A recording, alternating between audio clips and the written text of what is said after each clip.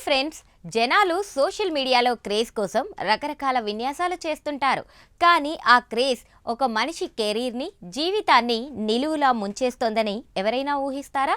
అమెరికాలో సెటిల్ అయిన ఒక భారతీయ సాఫ్ట్వేర్ ఇంజనీర్ ఇప్పుడు డీపోర్టేషన్ అంచున నిలబడ్డాడు.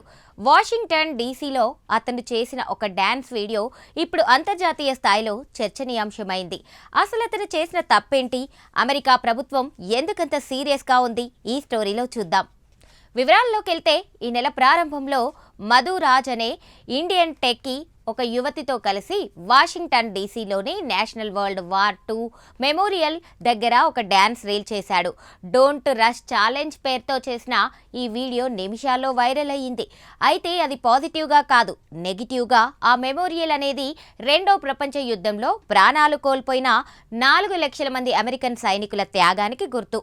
అలాంటి పవిత్రమైన చోట డ్యాన్స్లు చేయడం ఏంటని అమెరికన్ నెటిజన్లు అగ్గి మీద గుగ్గిలమవుతున్నారు.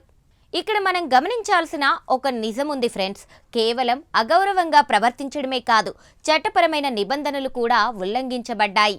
అమెరికాలోని నేషనల్ పార్క్ సర్వీస్ రూల్స్ ప్రకారం ఇలాంటి ఫెడరల్ మెమోరియల్స్ దగ్గర కమర్షియల్ షూటింగ్లు లేదా పబ్లిసిటీ కోసం చేసే వీడియోలకు ముందస్తు అనుమతి ఉండాలి. మధురాజ్ ఎలాంటి పర్మిషన్ తీసుకోలేదని ప్రాథమికంగా తెలుస్తోంది. ఇది నేరుగా అక్కడి ప్రభుత్వ నిబంధనల ఉల్లంఘన కిందకు వస్తోంది. అయితే ఈ వీడియోలో మధురాజ్ పక్కన స్టెప్పులేసిన ఆ మహిళ ఎవరు? ఆమెకు కూడా ఈ డిపోర్టేషన్ సెగ తగిలిందా అంటే ఇక్కడే ఓ కీలక అంశం ఉంది. ఆమె పేరు శృతి అని. ఆమె కూడా మధురాజ్ నడుపుతున్న డ్యాన్స్ అకాడమీలో భాగస్వామి అని తెలుస్తోంది.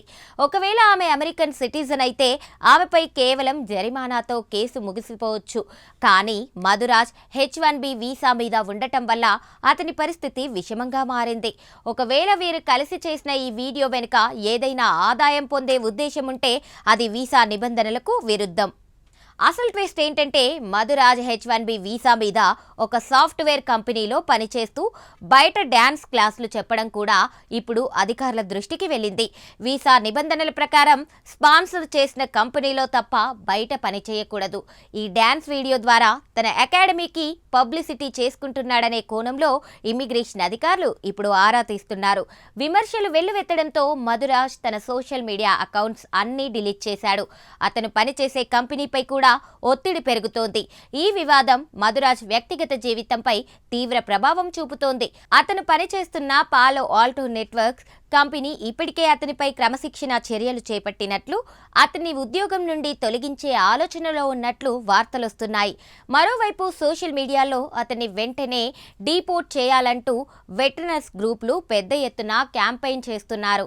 దీనికి ప్రతీకగా కొంతమంది నెటిజన్లు అతని వ్యక్తిగత వివరాలను బహిర్గతం చేసిన వారిని కూడా టార్గెట్ చేస్తున్నారు.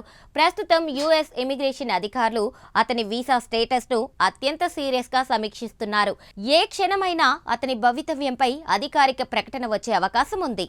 సో చూశారు కదా ఫ్రెండ్స్, పరాయి దేశంలో ఉన్నప్పుడు అక్కడి పద్ధతులను, చట్టాలను గౌరవించకపోతే ఎంతటి ఉన్నత స్థితిలో ఉన్నా భారీ మూల్యం చెల్లించుకోక తప్పదు. ఒక చిన్న రీల్ అతని 10 ఏళ్ల అమెరికా కలని చిన్నాభిన్నం చేసేలా కనిపిస్తోంది. మరి ఈ విషయంలో మీ అభిప్రాయం ఏంటి? అతను చేసింది క్షమించరాని తప్పేనా? కామెంట్స్లో చెప్పండి.